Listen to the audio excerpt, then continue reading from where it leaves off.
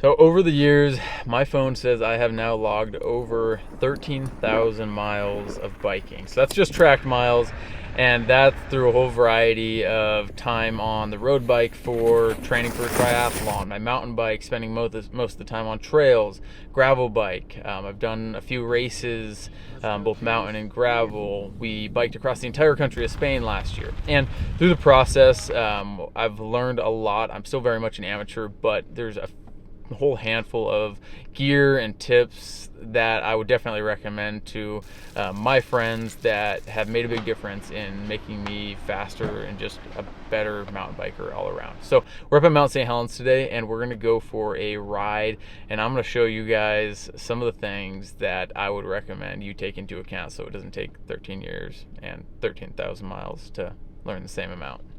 Okay, so for the first thing, I think it's only fitting to talk about fitness and training because obviously that is a massive factor, and I never really put a ton of energy into it prior to a few years ago. And so while I think recreational riding is still the biggest thing that you should focus on, you don't have to train year round. If you are wanting to get more fit and prepared, whether it's for a certain trip or just stay fit through the winter, you can do something like getting a smart trainer. And so I use a Wahoo Kicker Core. It's a trainer that replaces the rear wheel on any of our mountain bikes or road bikes. And it connects to my phone via Bluetooth, and then you can use a whole variety of different platforms to either do virtual workouts, kind of like a Peloton style, or you can do just a normal ride. You can just ride and it will feed you data so that you have metrics from what you're accomplishing. Or else you can use like a training platform like Trainer Road, and that's what I've used the last couple of years. And that's basically a virtual coach where it does all of the programming based on my experience and my abilities and my events that I have coming up. And then each day it's analyzing my data, prescribing workouts. I go in, I just click play, start pedaling. It talks to the trainer, adjusts the resistance on there according to what the power needs are for the workout. And I don't have to think about it at all. I just start pedaling. It's simple to do, not easy at all.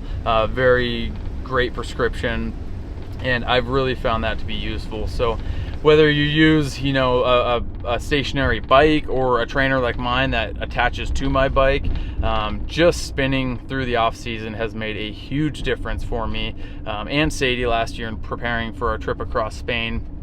And I definitely recommend Trainer Road as a platform if you're looking for what is effectively a coach, but at a super low price point in comparison to getting an actual coach. All right, so the next thing is on the bike nutrition. So I used to not bring anything if I was going for a short ride, and I might bring some full or real foods if I was going for a long ride. And the reality is that this is a hard activity. You burn through a lot of calories quickly, specifically glycogen, and so you need to replace that. And to do that, you can use things like a powder mix like this. You can use just carb-dense food snacks like this, or you can go with gels like these little ones or these mega ones. And you also want to think about electrolytes. So whether you're using, again, something like this that has electrolytes in it, or something like Element that has a ton of sodium in it, it's really important. Otherwise, you're just going to have a lot of problems. And so for me, recently, what I've been doing is if I'm going for a short ride, I just make sure I get some electrolytes. If I'm going for a long ride, I get electrolytes with carbs, and I'll take gels. So this last weekend, I did High Cascade 100-mile mountain bike race. I used a bottle with carb and electrolyte mix, as well as one of these gels every single hour. So I ended up doing 100 carbs an hour and 400 milligrams of sodium an hour, and that worked well for me. It takes a lot of practice. It is a ton, but I'm telling you, it's really important, and it makes a massive difference in performance and in recovery, just because your bodies aren't depleted of all of these nutrients, and they can start recovering quickly.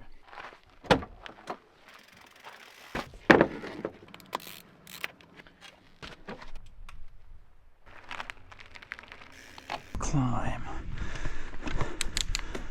Hopefully it's all nice and shaded like this until we get to the top.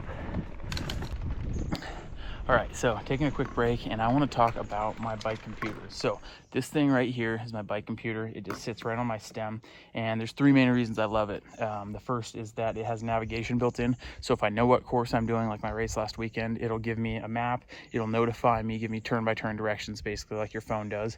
The second is that it has data, and so this screen right here gives me all sorts of outputs, like my heart rate, my power, my cadence, the time, how much ascent I've done, how far I've gone, all sorts of information, which is really useful when it comes to training and pacing yourself. And then the last thing is instant detection. So I have this one set up to where every time I leave on a ride, it sends an email to Sadie with a link that she can use to track me live. And it also has instant detection. So if I do crash and it senses it, it'll notify her and any other emergency contacts that I've crashed. That way, when I'm out doing stuff alone, like I am today, I have a little bit of a safety blanket, since obviously it's a fairly dangerous sport. So you can get different sizes, different brands. This is a big one because I like the big screen and it has a good battery life, but lots of options. Totally worth it if you can justify it. All right, things are getting a bit sweaty here, but the next one is related to bike computer, and that is if you don't want to buy a bike computer, because they are expensive, and I don't know if they're necessary for people who only ride, pretty infrequently.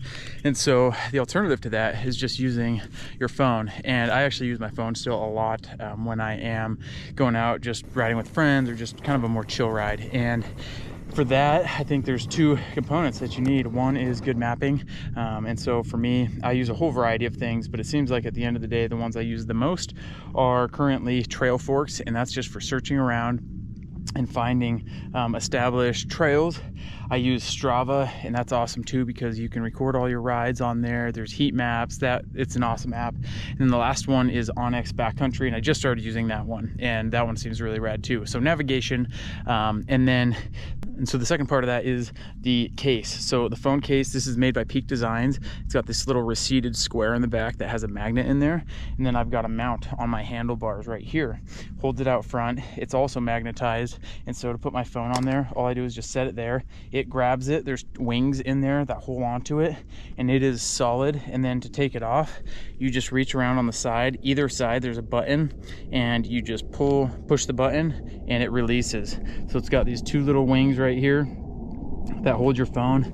It's solid. I have never had my phone come off other than when I've crashed, and I think that's a good time for it to come off so it doesn't break something. So solid mount, super easy to put on and off. I've tried the quad lock one, which is probably more popular, but I found that it's a little bit of a pain in the butt to get your phone on and off of it, especially while you're riding. And so this system is just way more sleek and easy to use. So highly recommend that, along with some good mapping, so that you can have your phone available right here while you're riding. The next thing that I recommend to everybody who's gonna get serious at biking, try to get fit, is clipless pedals and shoes. Now that's counterintuitive. Clips used to mean like the little baskets that held your feet on. Now when they go to what I would refer to as a clip, it's actually called clipless. So your feet attached to the pedals is the main point. Your shoes have a little cleat, the pedals have a receiver, and you put your feet into them, and that is how you stay secure. And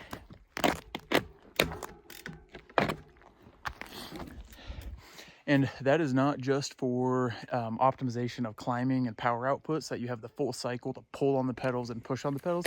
It's also, and maybe more importantly for me, for the downhills, when you're cruising down, you actually just have more security. So you can like pull your bike around. You don't get bucked off the bike as easy. You're just attached to it. Now that does come with some repercussions, because as you're learning, it tends to take a little bit of retraining your mind to get your heels kicked out to release your feet when you try to stop, rather than your toes, which you naturally do.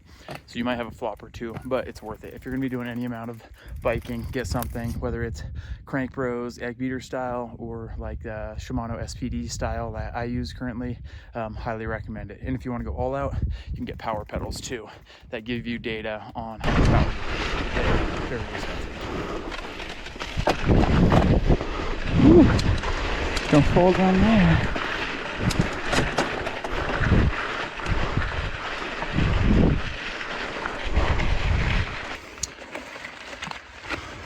All right, getting some epic views here now.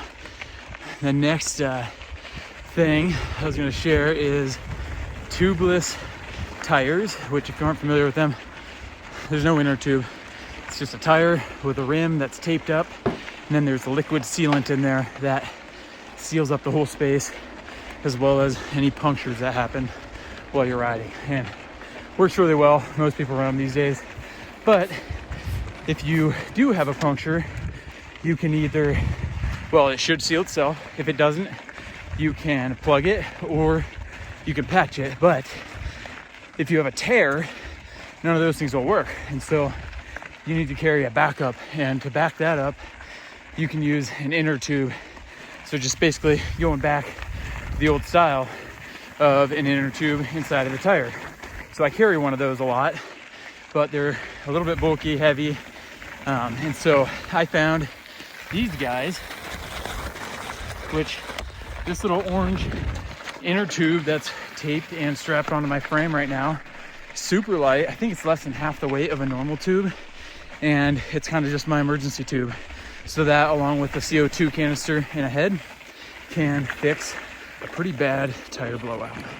So, ultralight inner tubes. Only had to use them twice, but they worked. Got me back home. All right, next on the list are these sunglasses. These are Smith photochromatic sunglasses, or the lenses are photochromatic, which means that they transition from clear to dark, which means you can start in the morning when it's dark out wearing them, they're clear, and then when it gets light they turn dark. Or if you're going in and out of trees, things like that, it'll adjust from dark to light, and that way when you're in the trees it's not just super dark and you can't see anything, and you don't have to plan ahead and carry two different sets of glasses.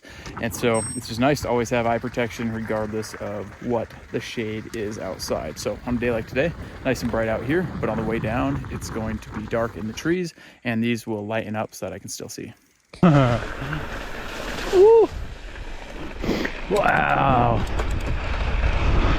Look at this.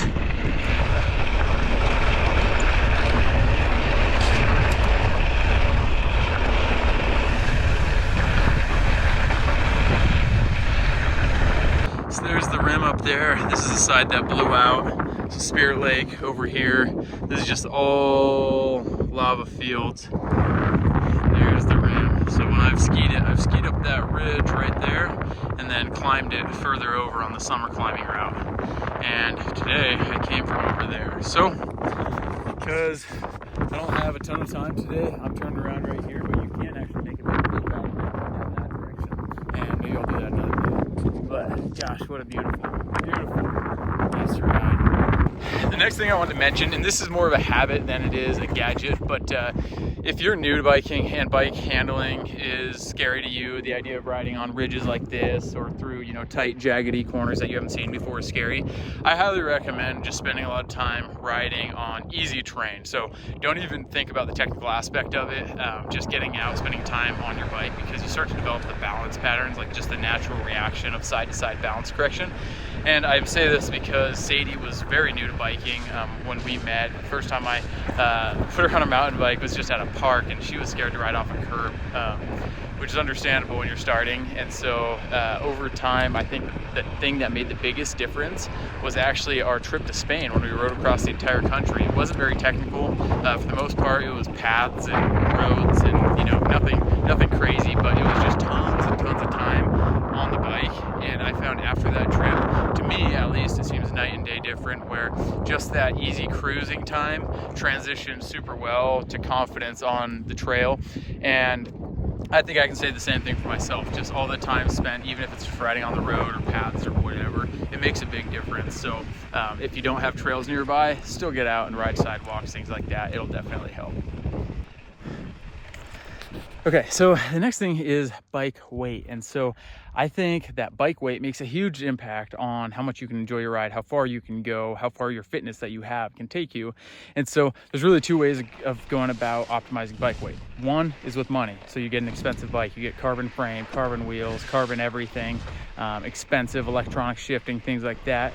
The other, which is more reasonable, is just to simplify your bike and make choices that optimize for weight. And so what I mean by that is, instead of getting a full suspension bike that's carbon and all this stuff, just get one with less suspension or no suspension. So if you're getting full suspension, maybe you get 120 millimeters of travel instead of 160. get no suspension at all in the back, get a hardtail, or even get a bike that's rigid, because people will ride rigid bikes everywhere these days. That's just a matter of skill and practice, and so it's totally doable. And so just get a simpler bike. Less suspension usually means lighter weight, and then just with other components like your tires, get lighter weight tires. Usually lightweight tires are pretty much the same price as heavyweight meaty tires. You don't need as heavy of tires as you probably initially think, and rolling resistance can be reduced greatly. Anything that's moving like that on your bike makes a big impact for every ounce that you reduce. So lighten your bike. If you have the money to spend, go that direction. If you don't, just get simple and you will enjoy yourself a lot more.